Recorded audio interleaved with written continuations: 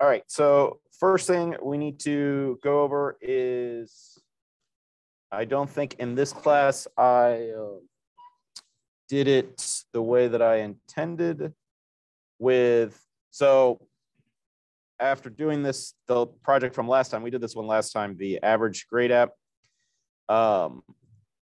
we had the issue of making sure the user didn't put in an empty string, and going through it with you guys the first time had some sort of awkward, like changing it to a string, or rather like a get text, and then checking to make sure, if it's not an empty string.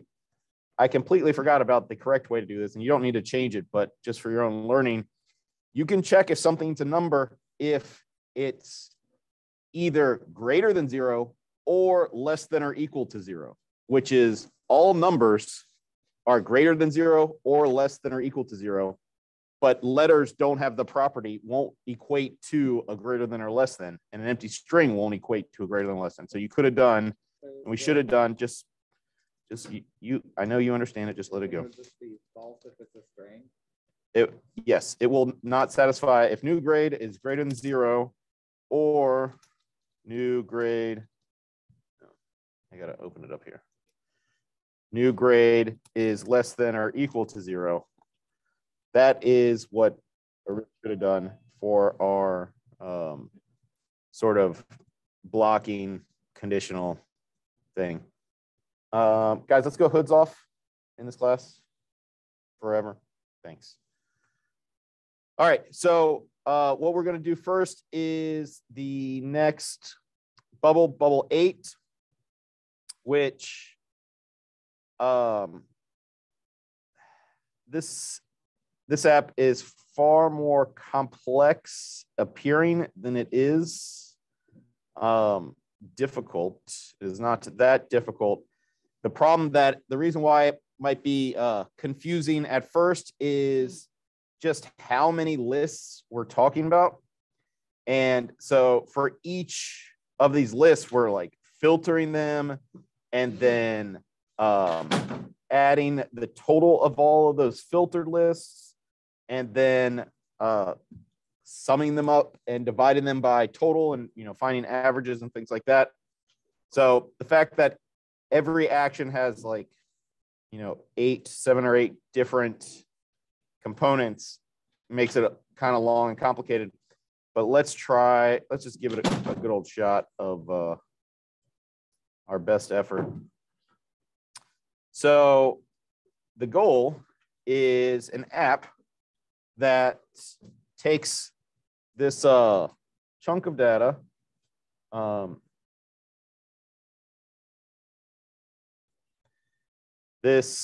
let's take a look at the data table first. We're only using one table, and if you go into data, you'll see it's already loaded for you. And this table, you would think, okay, so we have states over here, starting with Alabama, and then some other air quality stuff. What's complicated about this app, or excuse me, about this table, is that there are multiple rows for each city, because it's really for multiple rows for each state, because there are several cities measured in each state, but there are not the same amount of cities in each state. Obviously overall, but also not the same amount in this table. So clearly we need to do some sort of filtering to get only rows of our requested state. What do you got? Where's that table? This table should be in we're working on lesson 11, bubble 8. It should be in your data table or your data tab. It should already be loaded. It comes preloaded, right? People, anybody? Okay. So first thing we have to do is, it's actually already in the provided code. Well, first thing is import the columns that we want from the table, which is, I don't know, apparently all of them, or nearly all of them. Then they are creating empty lists to be filtered or to receive filtered the filtered data for the various types of for the various columns. Then when the state dropdown is changed, it resets these filtered lists to empty lists. Okay, and I don't know why their code has these. I don't know if that comes in for yours also. Okay, so these filtered lists get cleared out every time it does a new state. We go through the entire state list. So that's the full long list. And every time the state's name matches what they selected from the dropdown, they append all of the items from these various lists at that same index. Okay, and we can double see what's going on if we console log a couple of these filtered lists. Let's see here. I want copy that and filtered good days. And if we run this and change the state, you can, it should, is this on state drop down change? That should run. Why console log filter. Maybe I broke it. Give me a second.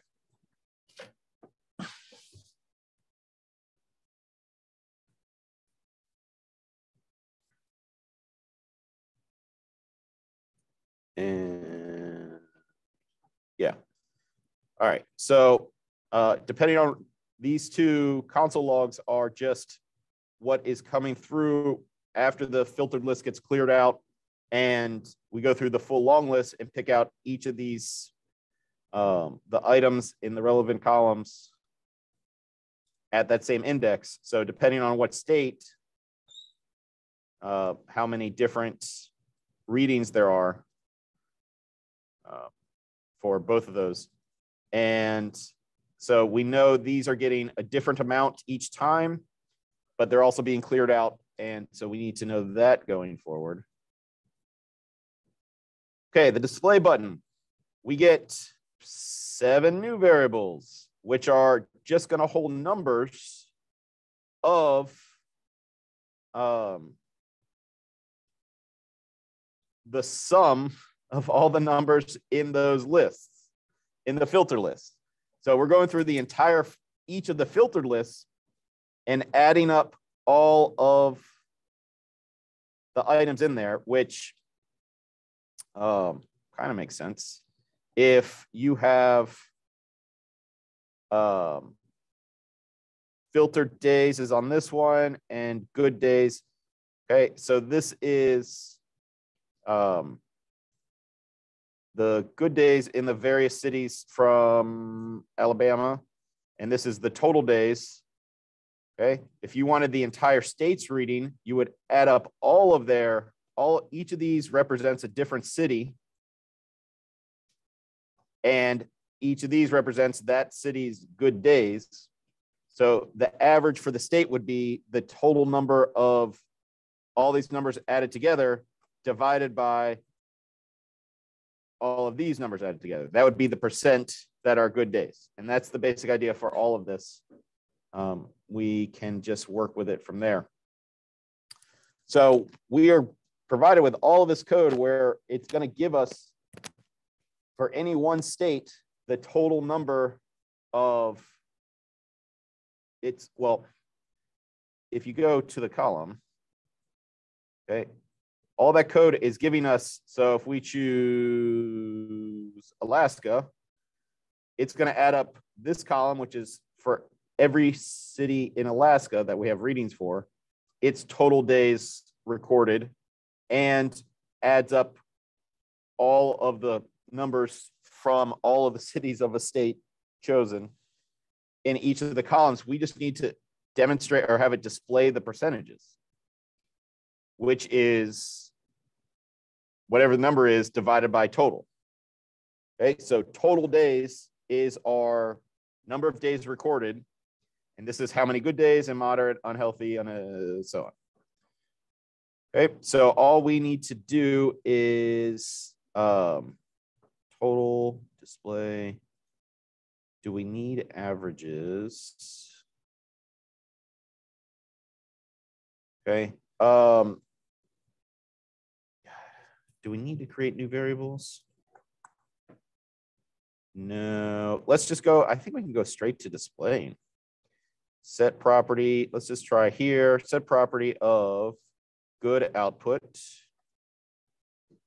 And good output. Set its text to, we want total good days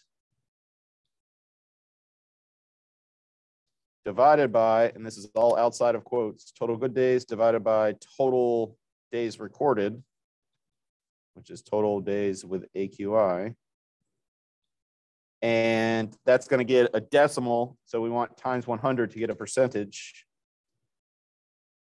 And let's see if this works. Run, choose a state, and hit display. No, this is under display, click. Slow it down. What do you mean slow it down? Like, might want to. Like watch the code run? Yeah. Yeah, maybe.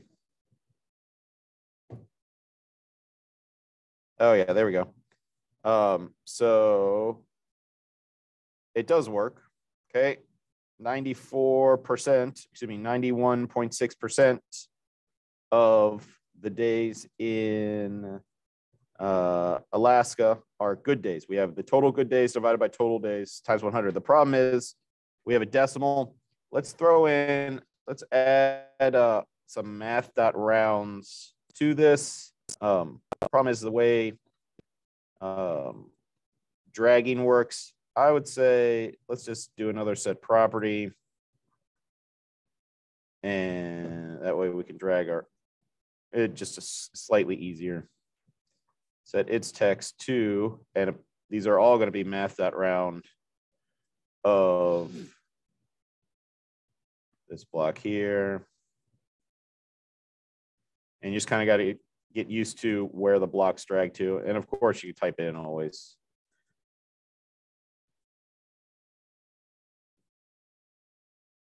I wonder why this is breaking every time. Do I need to refresh every single time? No, there we go. It's working. Good. I'm going to get rid of these console logs from before. We don't need those. And we're pretty much there. We just need each of the other ones. So let's see if I can speed run this with, well, it's going to be all of these. Moderate, let's see, what's the name? Moderate output.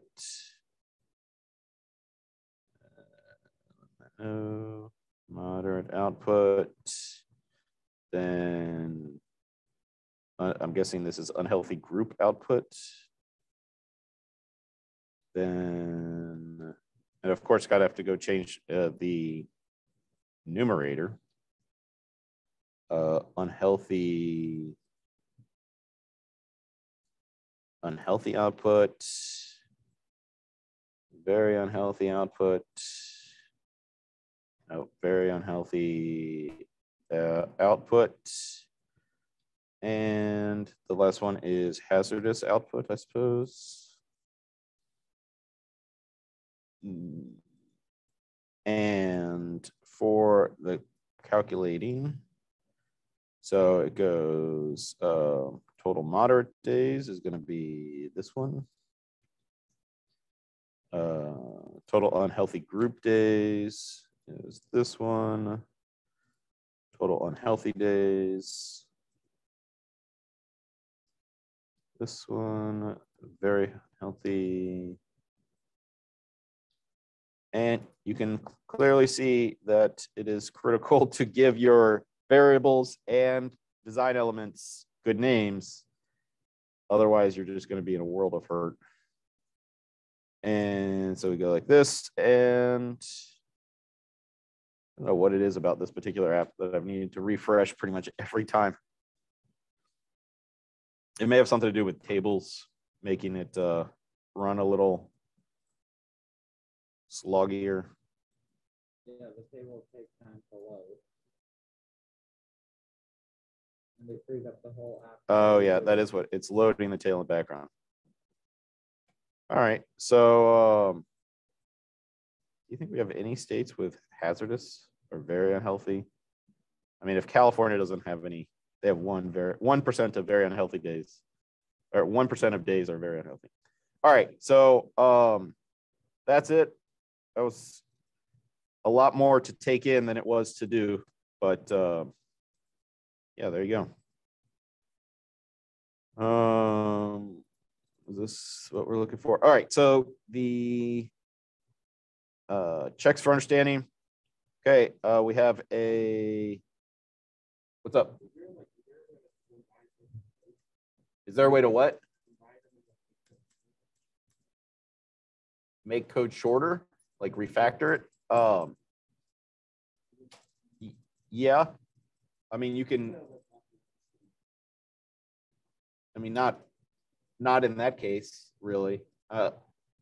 Like, no, not for that specific thing, but because what it was just such a like one of situation where it was doing all these like individual things. There isn't really a way to make a function to simplify it. It was just sort of a clumsy concept to solve. So I mean, it just that just sort of is. There's not really much you can get around there. All right, so we are given an array called student scores with 5 different integers in it. For each of the score for each item in the list, so that means it's doing to each thing one time. If it's over 60, the item gets itself plus 5. Otherwise, it's 0. So that means this is going to get, what was it, plus 5. So 82, 0, 0, 97, and 91. So we're hoping this is one of the answers. 82, 90. I guess I didn't need to delete it. Yeah, there you go. Okay, so the key here is for each, even though we don't usually do for each loops.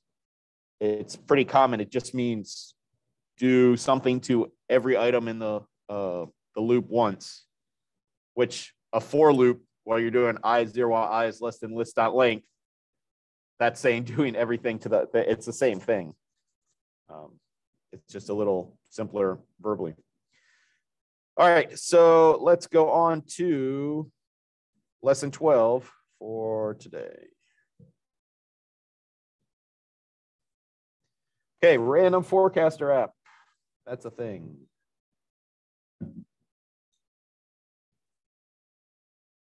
What do you got?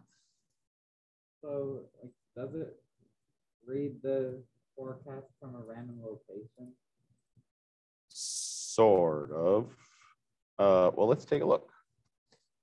All right, so as we sit here, it just looks like there's one input and it's choosing a city and a high and a low.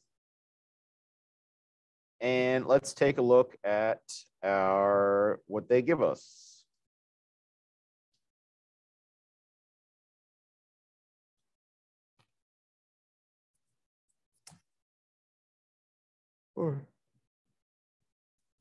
Excuse me. So they don't give us very much in terms of code, other than like do the thing, and but all the design elements, names, labels, everything's good. Let's take a look at the data. We do have a daily weather table. And what's interesting about this table is generated or updated dynamically. If we look back at, what do you got?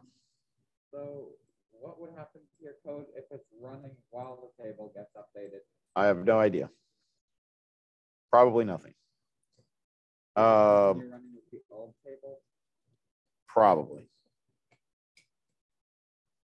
Okay, live weather for 100 cities. And let's see if we look at more info where it's actually getting that information.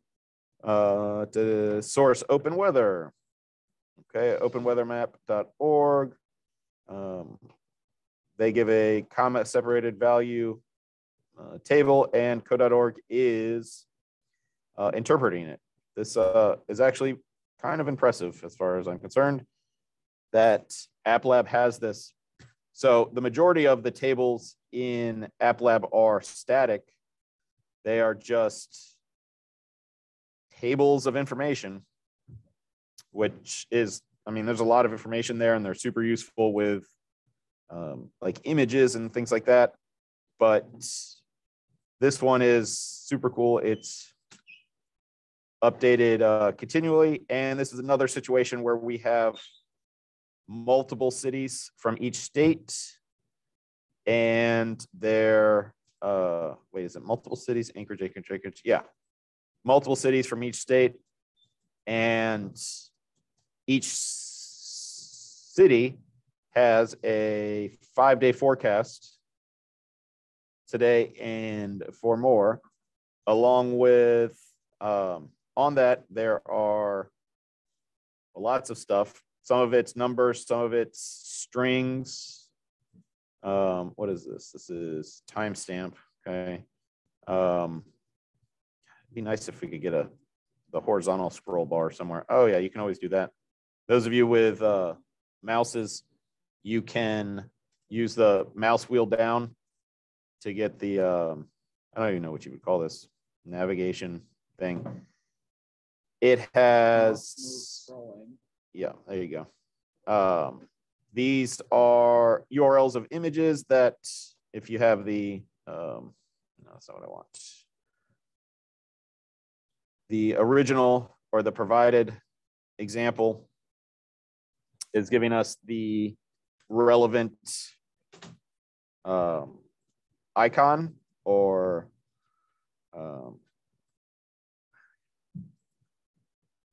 whatever that corresponds. So that's what those are. All right, so we know what's going on with our data. We just need to do it. That's all we have to do. We understand it, and knowing is half the battle. So let's go ahead and do the other half. Let's figure out first, what columns are we going to need to bring in? Well, we definitely are going to need, let's see here. They're all going to be in daily weather. And well, we definitely need state and city. So let's just call it state name, city name, and we need high, low, condition, and the picture. High temp.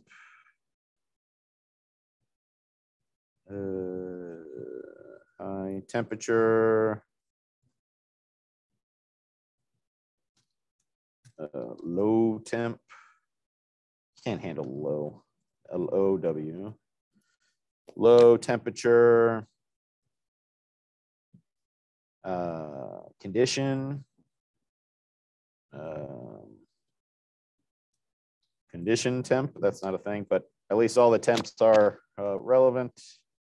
Are related. Is it called condition?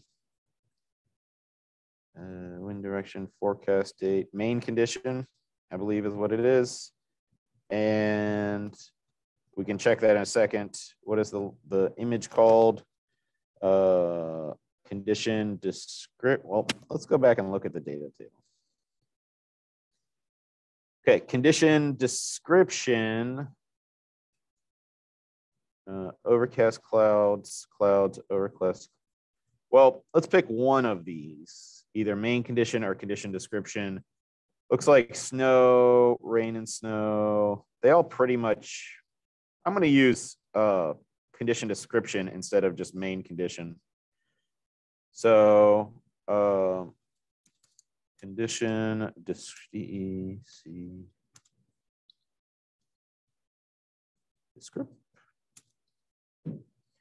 And this is called condition description. Condition, this is called condition. I don't know. I don't know why I like temp there. And the last one was just icon. I don't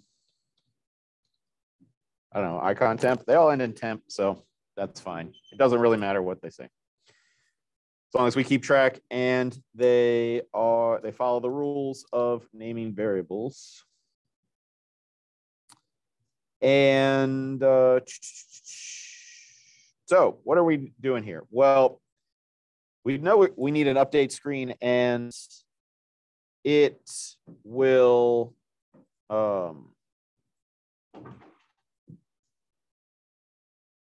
I don't like how on the provided app it doesn't do a thing right off the bat. You have to actually click it once. Well, you have to let the table load. And then nothing happens right away. You have to click on the get forecast. So let's sort of do the kind of roundabout, have the function called right away, and also an event handler that does the exact same thing. And let's just call it find random forecast, find random city. I don't know, it doesn't matter. And the name of our button is forecast button, appropriately named. And we'll call it right off the bat and anytime they click on the button. All right, so what do we want find rand city to do? First, we're going to need a random index. And that's going to be a number. Let's, it can be local, I believe. I don't think we're going to use it anywhere outside of this. Let's call it rand index. And we need a valid random number, or a number that corresponds to a valid index of these lists. All 6 of these lists are the same length. So it doesn't matter which one we choose, but we do need a random between the first item in the list, which is index 0, and the last item in the list is dot length -1. Oh no, state name dot length. What are the lists called? Whatever you want to call them, but I call them state name, city name, high temp, low temp, condition temp, and icon temp, even though the last 2 are not temp, or not temperatures, it's fine. Okay, so whatever you want to call them, as long as it makes sense to you and it follows the rules of naming and you don't use any reserved words. Like you can't name one of the lists var. You can't do var. Okay, so now that we have a random index, we are choosing one of the random numbers.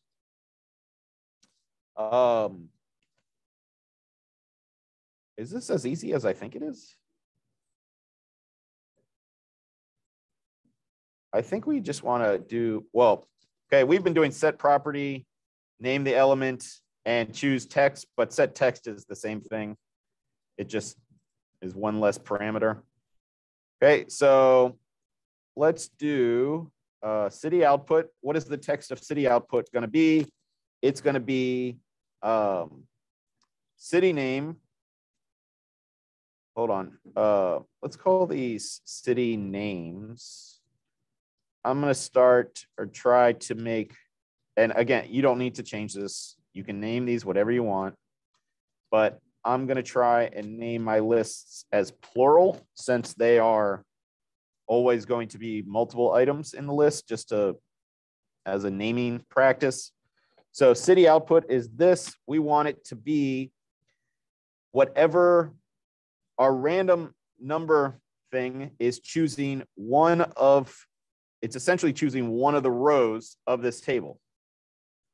And all the elements from that index will be on that row in their respective column. So we want the name of the city of that index followed by the name of the state of that index. So it's city names. Why are we not typing?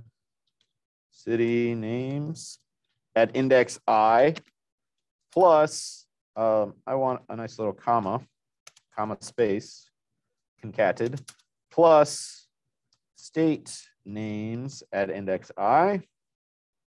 And let's see what happens. This should actually give me something right away.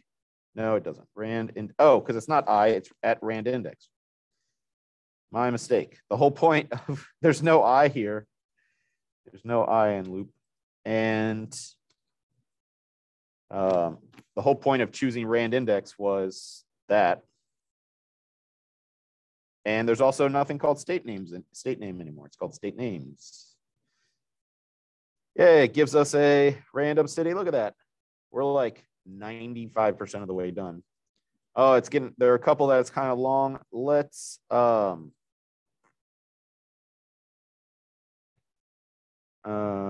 that bothers me. Let's see here. We could change, there's a couple ways we could do this. We can make the text box a little bigger. Wow, there's two things. Look at that. There's a output box and a background box. That's completely unnecessary. They don't need to. You can just make the background of the text area something.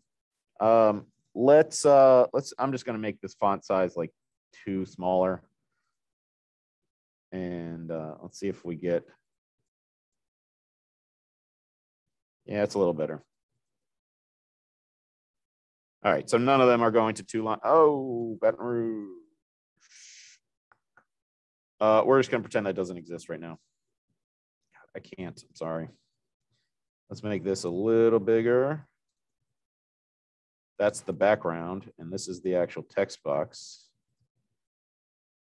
And we should be able to get everything. Yeah, there we go. That's fine. So what is condition temp? Condition temp is just, well, if you look at, it is the column called condition description. And if you go to the data table and find condition description, it's just temp because I started naming things ending in temp. Okay, so we have the set text for city output. We just need to high, low condition and set the image.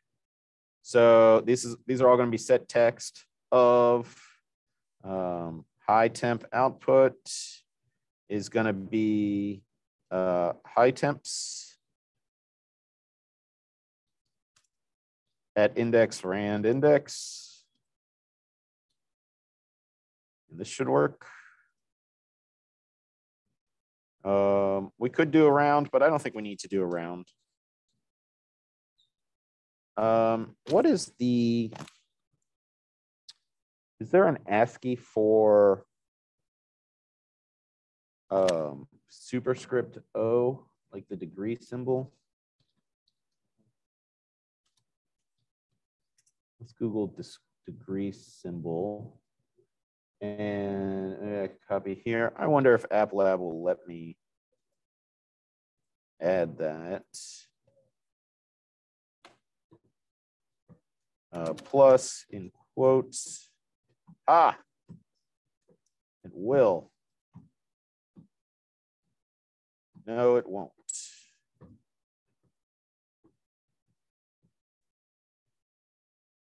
I doing something wrong?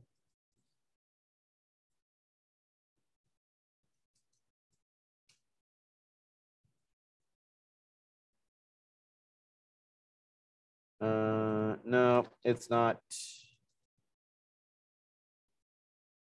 Never mind. It's not doing it, which is really strange because it is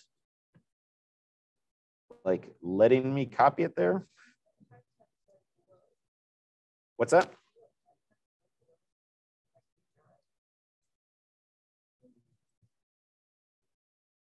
No, it's going through. It's giving me like I'm getting a number output. I'm just not getting the concatenation. Like if I put what happens if I put good old ASDF there?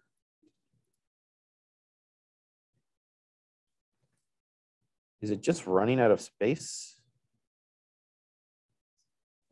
No, it's not. I bet if I get rid of this is just getting really pedantic. Don't worry. Yeah, so it just is not accepting the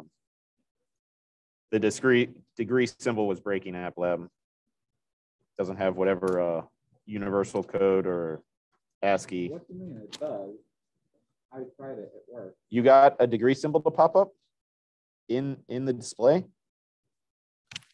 Well, I was able to type it into the text box in display mode or design mode. Oh, you know what? You're right. Let's do Which means that wait. No, I got you. Let's just do another label here.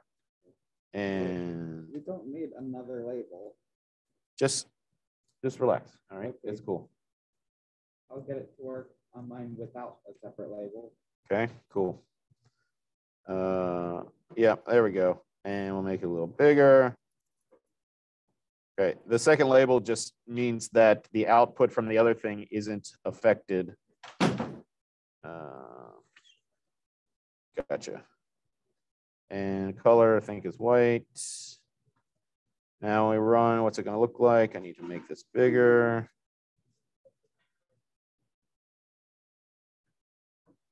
And guys, don't worry about this, about putting the degree symbol on there. I mean, I think it looks a lot better, but this is a technical challenge, not a creative situation. And you can see it's getting kind of fiddly with that, but yeah, it's not too bad. So let's get this and duplicate it because we want it for low. And let's see what our low output is going to be. Set the text of low temperature output, low temp output to low temps at rand index. Just, well, again, this is the fiddly part. Don't worry about this. Let's see what happens here. Forecast numbers and the same location has different forecasts. So how will you manage that? I don't know. It's picking a random row at, or it's picking a row at random. That's fine. Okay, so we just need one for condition output. How can you be sure that one is accurate? I'm not concerned with it being accurate. I'm concerned with things running without little triangles and red squares.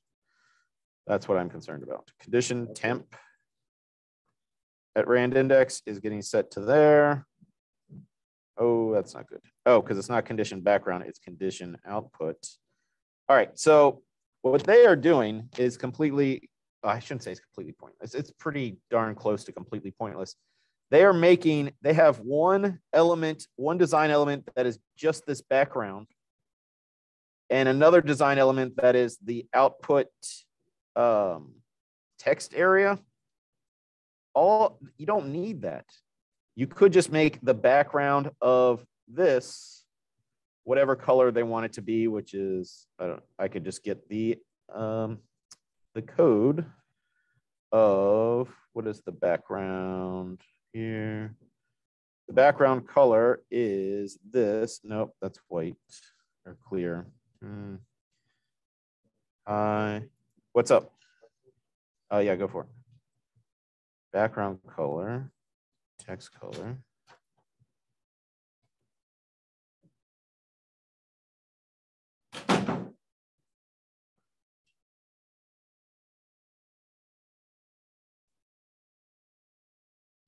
Why can't I get a, it's not a label.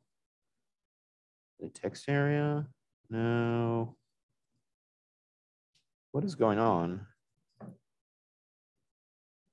Low background.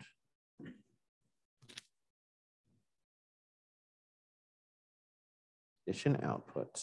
Low background, low temp output.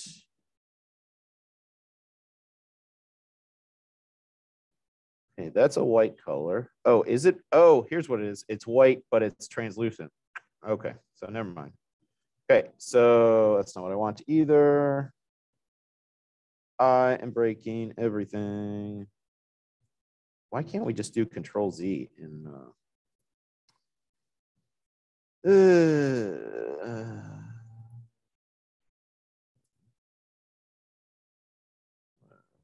geez. Well, I can't remember what the original color is. Can somebody tell me the RGB for background? If you go to background, and there should be a background color in RGB. Okay, the red is 0, green is 155, and the blue is 255. There we go, perfect. Okay, so all of these, back to where I was like 5 minutes ago, they have one element that's the background, this sort of white color of the background, and another one for the text output. But all you need, oh, you know what? I know why they did it. So that they could have the word condition on there. This is output. No, that's not why. Background color is white, but with 0.5. Yeah. All right. So never mind. Just like backtrack 5 minutes and ignore everything I said. All right. So is this working at this point? Yes, it is. Why don't we center this down? Does it have vertical alignment? We can just make it font size a little bigger. Yeah, that's fine. Okay, and then the only other aspect is the icon output. For this, we can do set image. Instead of set property image, it's the same thing. The element is called icon output. You'll see it's our only image in the project, so it's only one option. And we want to set it to whatever is in icon temps. Again, it's not really temperatures. Icon temps at index rand index. And we run and we get some stuff.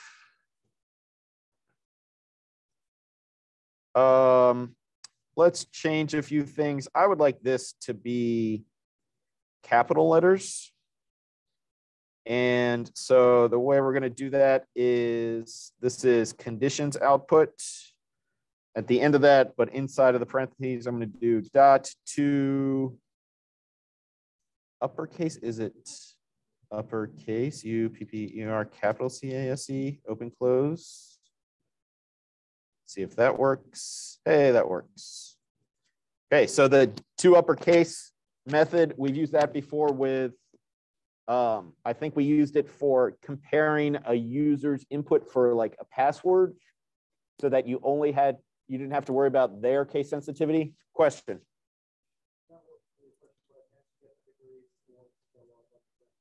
Did you do it as a concatenation in the code? The only thing is that the font size is a bit too big. So instead of having it at 26, we want to put it down to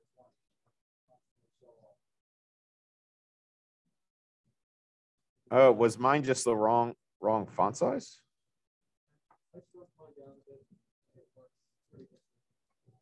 Let me see. Here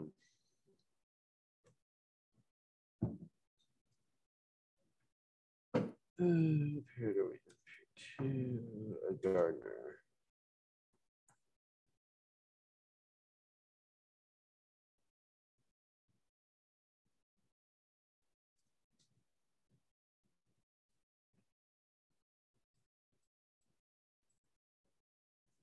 Yeah, that yeah, yours works, so it's good.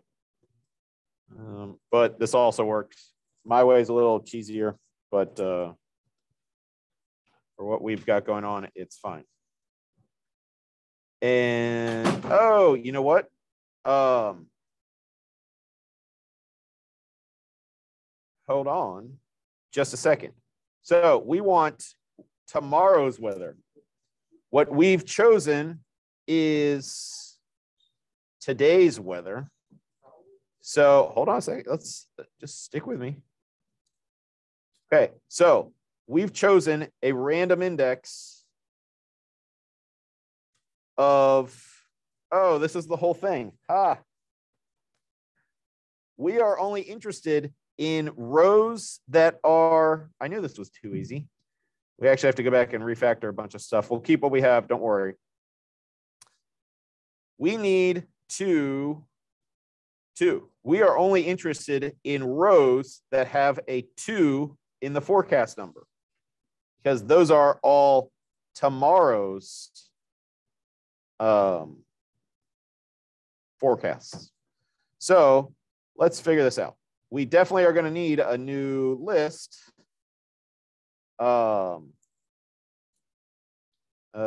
Forecast. What is going on? No way. Do not reset for me. Okay, there we go. All right. So we need one more from the table. Forecast num. And so we need to get the items from that table, and we need to get forecast number. All right. So every time, no, not every time. Before we even start, we need to filter through our every single list and only keep the ones where only keep the rows that have a 2 in the forecast num column. So we're going to need some filtered lists, and these can all be global. Let's call it, well, the state names are all going to be the same, but we need to make sure that the state name is at the same index on all of the filter lists. So we'll just call it filt state names. We'll make that an empty array. And we need one for city, one for high, low, condition, and icon. So filt city names. I knew this was too easy. Filt high temps. Filt low temps. Filt icon. Wait, city, high, low, condition.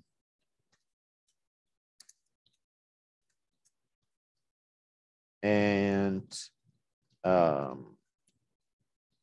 icon.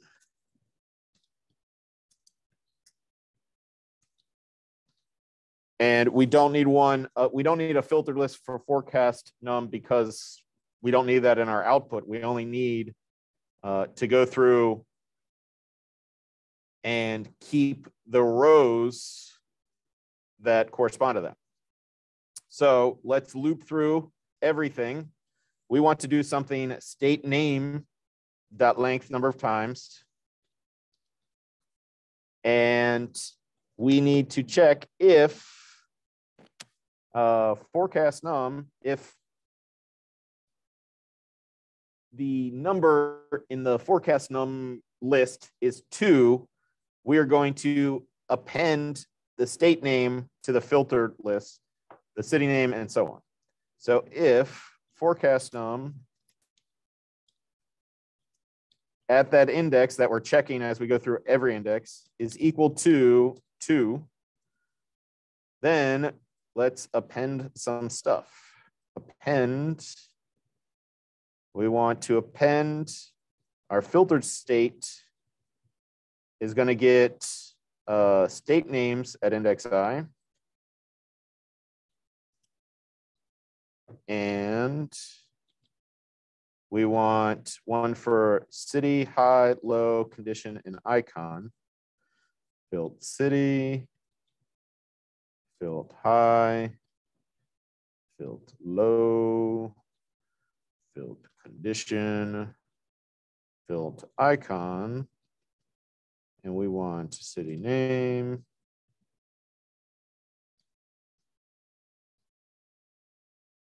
We want high from the big list, low from the big list, condition from the big list, and temps from the big list, or icon from the big list. Now, we are only interested in the filter list of our randomness. So we want to pick a random index that corresponds to a valid index on these lists. So filt state names dot length -1 will give us a random thing. And then, so we want to replace all these with the filt city name, filt state name, filt high temp, filt low temp, filt condition temp, and filt icon temp. So sorry for that. I should have known something when it was so easy. And the output of our app is indecipherable from what we had before, except you know that it's the correct thing. And yeah, there you go. I also should have known, since the fact that what I had before we started filtering had zero iteration, zero traversal. I mean, was essentially an app we should have made a month ago. So yeah, that's on me. But here we are. This works. I think that's it. Tomorrow, I should have read the instructions. Or you're done, submit the work. All right, yeah. So when you're done, submit the work. And I'll put the video up shortly. And don't forget about due dates. This will be, deadline for this will be, let's just make it Sunday, even though it doesn't really matter. Apparently we have next Monday off. I believe so. I mean, there are typos, but I usually check with the calendar when I put it up.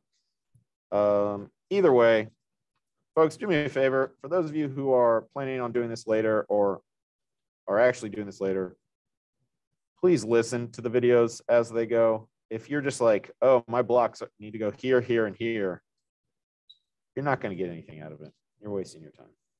All right. That's it. Let me know if you have any questions.